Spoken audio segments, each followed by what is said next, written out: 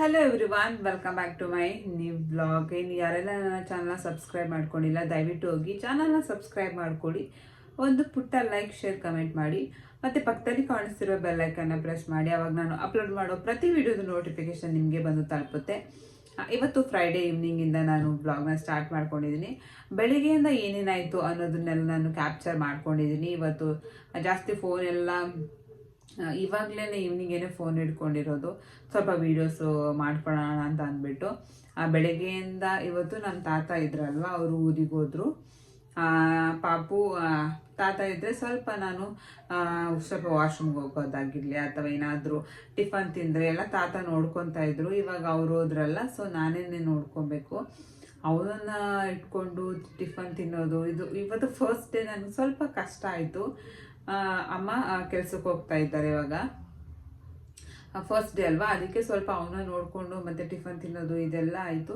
ಅವನು ಸ್ವಲ್ಪ ಅಳ್ತಾ ಇದ್ದ, ಅವನನ್ನ ಎತ್ಕೊಂಡು ಅವನನ್ನು ಕರ್ಕೊಂಡಿರೋಕ್ಕೆ ಆಯಿತು ಟೈಮು. ಸೊ ಫೋನೆಲ್ಲ ಹಿಡ್ಕೊಂಡು ನೋಡೋದು ಅದೆಲ್ಲ ಏನೋ ಮರ್ತೋಗ್ತಾ ಇರ್ಬೇಕು ಇನ್ಮೇಲೆಲ್ಲ. ನೆಕ್ಸ್ಟು ಆದಷ್ಟು ಬೆಳಗ್ಗೆ ಏನೇನಾಗುತ್ತೆ ಅದನ್ನು ವೀಡಿಯೋ ಮಾಡ್ಕೊಂಡಿದ್ದೀನಿ, ಅದನ್ನು ಕೂಡ ಅಟ್ಯಾಚ್ ಮಾಡ್ತೀನಿ. ಇವತ್ತು ಸಾಯಂಕಾಲಕ್ಕೆ ಚಪಾತಿ ಮತ್ತು ಗೋರಿಕಾಯಿ ಪಲ್ಯ ಮಾಡೋಕ್ಕೆ ಹೇಳಿದ್ದೀನಿ ನಮ್ಮಮ್ಮಗೆ. ಅವರು ಬಂದು ಮಾಡ್ತಾರೆ. ಮತ್ತು ಇವಾಗ ಸಾಯಂಕಾಲ ಆಯಿತು, ಆವಾಗಲೇ ಕಾಫಿ ಆಯಿತು. ಸೊ ಅದನ್ನೇ ನಾನು ವೀಡಿಯೋ ಮಾಡ್ಕೊಂಡಿರಲಿಲ್ಲ. ಇವಾಗ ಸುಮ್ಮನೆ ಹಂಗೆ ಬೋರ್ ಆಗ್ತಾಯಿತ್ತು, ಏನು ಮಾಡೋದು ಅಂತ ಅಂದ್ಬಿಟ್ಟು ಇವಾಗ ಸ್ವಲ್ಪ ಕೊಬ್ಬರಿನ ತೊಗೊಂಡೆ ತಿನ್ನೋಣ ಅಂತ ಅಂದ್ಬಿಟ್ಟು.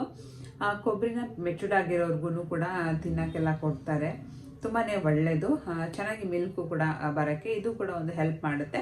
ಮತ್ತು ಸ್ವಲ್ಪ ಬೆಲ್ಲನ ತೊಗೊಂಡಿದ್ದೀನಿ, ಐರನ್ ಕಂಟೆಂಟ್ ಇರುತ್ತಲ್ವ, ಸೊ ಬಾಡಿಗೂ ಕೂಡ ತುಂಬಾ ಒಳ್ಳೆಯದು ಅಂದ್ಬಿಟ್ಟು ಈ ಟೈಮಲ್ಲೂ ಕೂಡ ತೊಗೊಂಡ್ರೆ ತುಂಬಾ ಒಳ್ಳೆಯದು.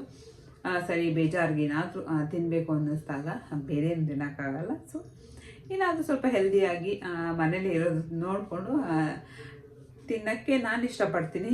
ನೀವು ನಂತರ ಇಲ್ವಾ ಅಂತ ಕಾಮೆಂಟ್ ಮಾಡಿ. ಮತ್ತು ವೀಡಿಯೋಸ್ ಯಾವ ಥರ ಬರ್ತಾಯಿದೆ ಮತ್ತು ಕಾಮೆಂಟ್ ಮಾಡಿ. ಮತ್ತು ನನ್ನ ಪಾಪುಗೆ ನಾನು ಯಾವ ಡೈಪರ್ನ ನಾನು ಯೂಸ್ ಮಾಡ್ತೀನಿ, ಡೈಪರ್ನ ಯಾವ ರೀತಿ ತಗೋಬೇಕು ಅನ್ನೋದನ್ನು ನಾನು ನೆಕ್ಸ್ಟ್ ವೀಡಿಯೋದಲ್ಲಿ ಶೇರ್ ಮಾಡ್ಕೋಬೇಕು ಅಂತ ಇದ್ದೀನಿ.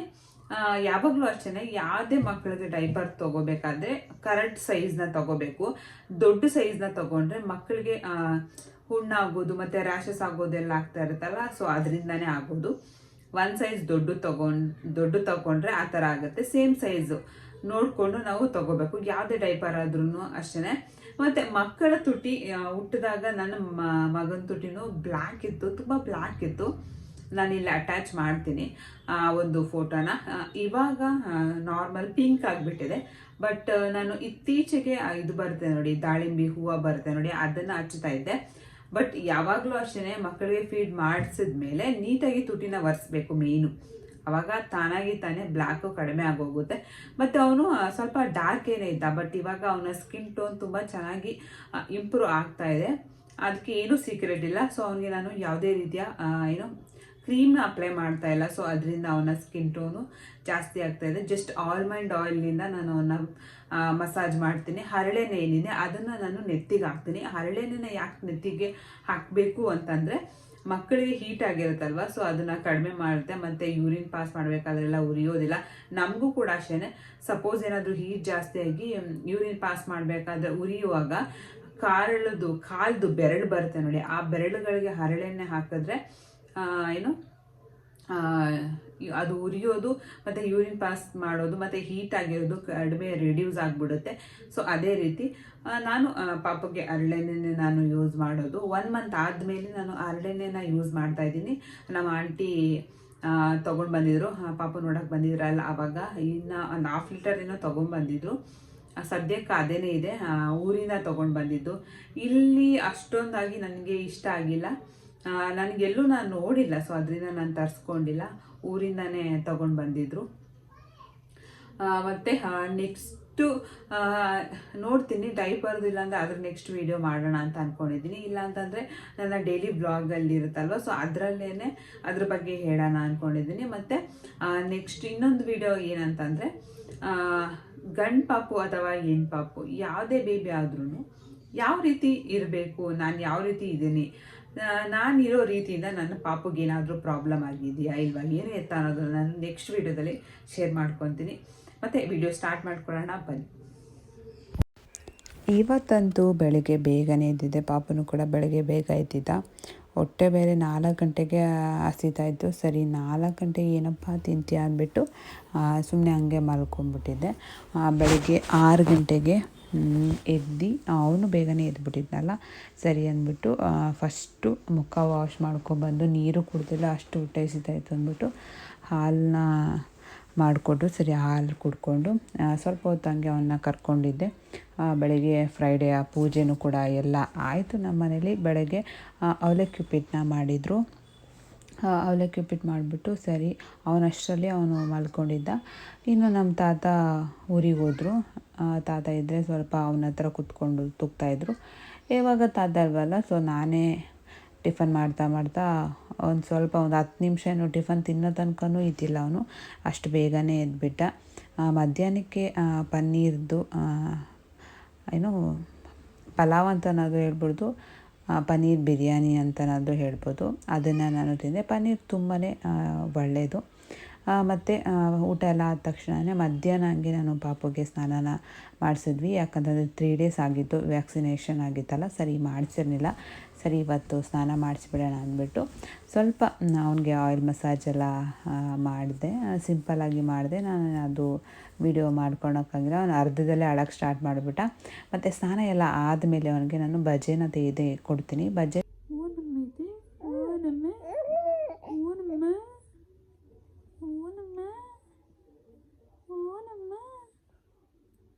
ಖುಷಿ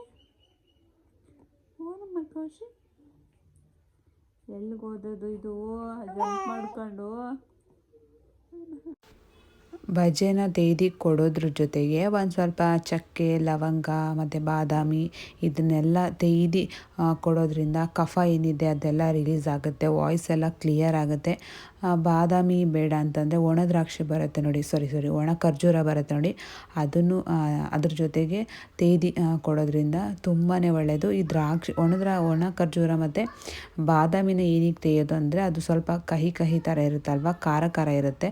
ಸೊ ಅದು ಸ್ವಲ್ಪ ಬ್ಯಾಲೆನ್ಸ್ ಆಗಲಿ ಅಂದ್ಬಿಟ್ಟು ಬಾದಾಮಿ ಇಲ್ಲ ಅಂತಂದರೆ ಒಣ ಖರ್ಜೂರನ ತೆಗೆದುಬಿಟ್ಟು ಜೊತೆಲಿ ಕೊಡೋದು ತುಂಬಾ ಒಳ್ಳೆಯದು ಮಕ್ಕಳಿಗೆ. ಯಾರಾದರೂ ಇದ್ರ ಬಗ್ಗೆ ಗೊತ್ತಿಲ್ಲ ಅಂತಂದರೆ ಮತ್ತು ಯಾರಾದರೂ ಕೊಟ್ಟಿಲ್ಲ ಅಂತಂದರೆ ಒಂದು ಸಲ ನೀವು ಟ್ರೈ ಮಾಡಿ. ಮಕ್ಕಳ ಒಂದು ವಾಯ್ಸಲ್ಲಿ ನೀವು ಚೇಂಜಸ್ನ ನೋಡ್ಬೋದು. ಸ್ಟಾರ್ಟಿಂಗ್ ನನ್ನ ಮಗ ಮೆಲ್ಲಗೆ ಸೌಂಡ್ ಮಾಡ್ತಾಯಿದ್ದ. ಯಾವಾಗ ಭಜನ ಕೊಡೋಕ್ಕೆ ಸ್ಟಾರ್ಟ್ ಮಾಡಿದ್ವಿ ಇವಾಗಂತೂ ಅಯ್ಯಪ್ಪ ತುಂಬ ಇದಾಗ್ಬಿಟ್ಟಿದೆ ವಾಯ್ಸ್ ಎಲ್ಲ.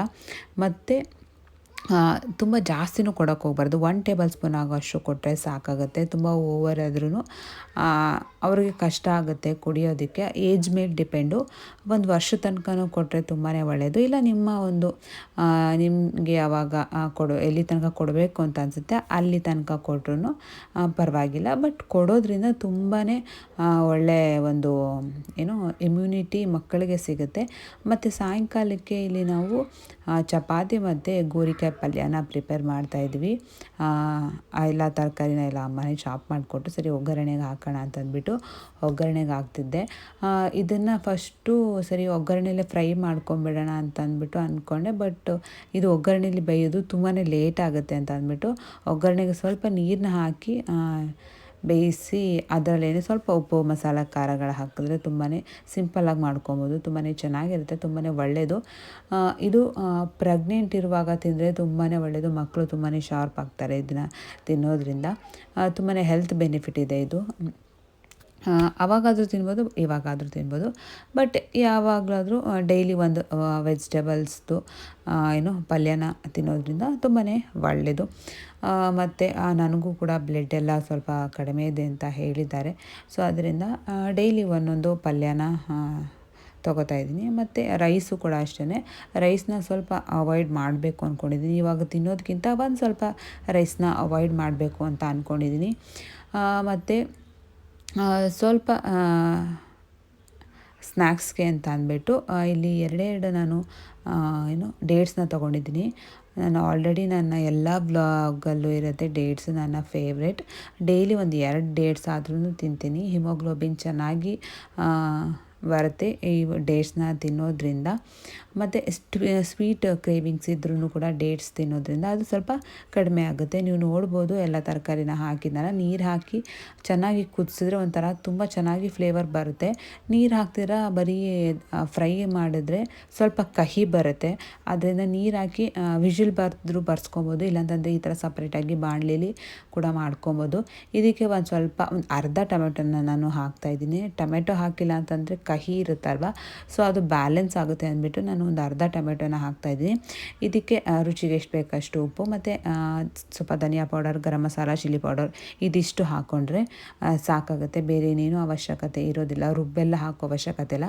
ಸಪೋಸ್ ಏನಾದರೂ ಜಾಸ್ತಿ ಕ್ವಾಂಟಿಟಿಯಲ್ಲಿ ಮಾಡಬೇಕು, ಜಾಸ್ತಿ ಜನರಿಗೆ ಮಾಡಬೇಕು ಅಂತಂದರೆ ಸ್ವಲ್ಪ ಮಸಾಲನೆಲ್ಲ ರುಬ್ಬಿ ಹಾಕ್ಕೊಳ್ಳೋದ್ರಿಂದ ಜಾಸ್ತಿ ಆಗುತ್ತೆ. ಬಟ್ ಒಂದು 2-3 ಜನಕ್ಕಂದರೆ ನಮಗೆ ಇಷ್ಟೇ ಸಾಕಾಗುತ್ತೆ. ಬಟ್ ಇದೇ ತುಂಬಾ ಚೆನ್ನಾಗಿರುತ್ತೆ. ಇದಕ್ಕೆ ನಾನು ಸ್ವಲ್ಪ ಸಾಂಬಾರು ಪೌಡರ್ನು ಕೂಡ ಆ್ಯಡ್ ಮಾಡ್ತಾಯಿದ್ದೀನಿ. ಇದು ಮನೇಲಿ ಮಾಡಿರುವಂಥ ಸಾಂಬಾರು ಪೌಡರು ಎಲ್ಲ ಒಂದು ತರಕಾರಿ ಗೊಜ್ಜುಗಳಿಗೆ ಹಾಕೋದ್ರಿಂದ ತುಂಬಾ ಚೆನ್ನಾಗಿ ಟೇಸ್ಟ್ ಬರುತ್ತೆ. ಇದರ ರೆಸಿಪಿನೂ ಕೂಡ ನಾನು ಆಲ್ರೆಡಿ ಅಪ್ಲೋಡ್ ಮಾಡಿದ್ದೀನಿ. ಬೇಕಂತಂದರೆ ನೀವು ಹೋಗಿ ನೋಡ್ಬೋದು. ಮತ್ತು ಸಾಯಂಕಾಲದ ಡಿನ್ನರ್ ತುಂಬಾ ಸಿಂಪಲ್ ಆಯಿತು. ಇನ್ನು ಮಲ್ಕೊಬೇಕಾದ್ರೆ 1 ಲೋಟ ಹಾಲನ್ನ ಕುಡ್ಕೊಂಡು ಮಲ್ಕೊಬೇಕು. ಮತ್ತು ತುಂಬ ಜನ ವೈಟಮಿನ್ ಡಿನ ಹಾಕ್ತಾಯಿದ್ದೀರೋ ಇಲ್ವೋ ಅದು ನನಗೆ ಗೊತ್ತಿಲ್ಲ. ಬಟ್ ಗೌರ್ಮೆಂಟ್ ಹಾಸ್ಪಿಟಲಲ್ಲಿ ಡೆಲಿವರಿ ಆಗ್ತಾರಲ್ವ ಅಂಥವರು ರೆಫರ್ ಮಾಡಲ್ಲ ಅಂತ ಅಂದ್ಕೊತೀನಿ. ಯಾಕಂದರೆ ಒಂದು 2-3 ಜನನ ನಾನು ವಿಚಾರಿಸಿದೆ, ಅವರೇನು ವೈಟಮಿನ್ ಡಿ ಎಲ್ಲ ರೆಫರ್ ಮಾಡಿಲ್ಲ ಅಂತ ಇದ್ದರು. ಸೊ ಆದ್ದರಿಂದ ಮಕ್ಕಳಿಗೆ 1 ವರ್ಷದ ತನಕನಾದರೂ ವೈಟಮಿನ್ ಡಿನ ಹಾಕಲೇಬೇಕು ಕಂಪಲ್ಸರಿ. ಅದರಿಂದನೂ ಕೂಡ ಮಕ್ಕಳ ಒಂದು ಸ್ಟ್ರೆಂತ್ ತುಂಬ ಚೆನ್ನಾಗಿ ಬಿಲ್ಡ್ ಆಗುತ್ತೆ ಮತ್ತು ಮೂಳೆಗಳೆಲ್ಲ ಸ್ಟ್ರಾಂಗ್ ಆಗ್ತವೆ. ಸೊ ಅದರಿಂದ ರೋಗ ನಿರೋಧಕ ಶಕ್ತಿ ತುಂಬ ಚೆನ್ನಾಗಿ ಇಂಪ್ರೂವ್ ಆಗುತ್ತೆ. ಸೊ ನೀವು ಯಾರಾದ್ರೂ ವೈಟಮಿನ್ ಡಿನ ಹಾಕ್ತಾಯಿಲ್ಲ ಅಂದರೆ ದಯವಿಟ್ಟು ವೈಟಮಿನ್ ಡಿನ ನಿಮ್ಮ ಮಕ್ಕಳಿಗೆ ಕೊಡಿ. ಗೊತ್ತಿಲ್ಲ ಅಂತಂದರೆ, ಸಪೋಸ್ ಗೊತ್ತಿಲ್ಲದೆ ಬೇರೆಯವ್ರು ಯಾರಾದರೂ ಇದ್ದಾರೆ ಅಂತಂದರೆ ಅವ್ರಿಗೆ ಅದನ್ನು ರೆಫರ್ ಮಾಡಿ. ಇವಾಗ ತುಂಬಾ ಕಾಮನ್ನಾಗಿ ಎಲ್ಲರೂ ಯೂಸ್ ಮಾಡಲೇಬೇಕು. ಯಾಕಂದರೆ ನಮ್ಮ ಮಕ್ಕಳಿಗೋಸ್ಕರ ನಾವು ಹೆಲ್ದಿಯಾಗಿರೋದನ್ನೇ ನಾವು ನೋಡಬೇಕಲ್ವ. ಸೊ ಅದರಿಂದ ಅವರ ಇಮ್ಯುನಿಟಿ ಚೆನ್ನಾಗಿ ಬಿಲ್ಡ್ ಆಗಲಿ ಅಂದ್ಬಿಟ್ಟು ವಿಟಮಿನ್ ಡಿನ ಕೊಡಬೇಕಷ್ಟೇ. ಮತ್ತು ನೈಟು ಊಟ ಎಲ್ಲ ತಿಂದು ನಾವು ಸ್ವಲ್ಪ ಬೇಗನೆ ಊಟ ತಿಂದುಬಿಡ್ತೀವಿ. ಒಂದು 8 o'clock ಅಷ್ಟರಲ್ಲಿ ಮಲ್ಕೊಳ್ಳೋ ಅಷ್ಟರಲ್ಲಿ ನೀಟಾಗಿ ಡೈಜೆಷನ್ ಆಗಿ ಆರಾಮ್ಸೆ ಮಲ್ಕೋಬೋದು ಅಂದ್ಬಿಟ್ಟು. ಮತ್ತು ಇವತ್ತಿನ ವ್ಲಾಗ್ ನಿಮಗೆ ಇಷ್ಟ ಆಯಿತಾ, ಏನು ಎತ್ತಾ ಅಂತಂದ್ಬಿಟ್ಟು ದಯವಿಟ್ಟು ಕಾಮೆಂಟ್ ಮಾಡಿ ಹೇಳಿ. ಮತ್ತು ಚಾನಲ್ನ ಸಬ್ಸ್ಕ್ರೈಬ್ ಮಾಡ್ಕೊಳ್ಳಿ. ಒಂದು ಪುಟ್ಟ ಲೈಕ್, ಶೇರ್, ಕಮೆಂಟ್ ಮಾಡಿ. ಮತ್ತು ವೀಡಿಯೋಸ್ ಎಲ್ಲ ಯಾವ ಥರ ಬರ್ತಾಯಿದೆ ಅಂತ ಅಂದ್ಬಿಟ್ಟು ಕಾಮೆಂಟ್ ಮಾಡಿ. ಮತ್ತು ಬೇರೆ ಯಾವ ಥರ ವೀಡಿಯೋಸ್ ಬೇಕು ಏನಾದರೂ ಹೇಳೋದಿದ್ರೂ ಕೂಡ ಕಾಮೆಂಟ್ ಮಾಡಿ ಹೇಳಿ. ಮತ್ತು ವಿಡಿಯೋ ನೋಡಿದ್ದಕ್ಕೆ ತುಂಬಾ ಥ್ಯಾಂಕ್ಸ್. ನೆಕ್ಸ್ಟ್ ವೀಡಿಯೋದಲ್ಲಿ ಸಿಗ್ತೀನಿ. ಬಾಯ್.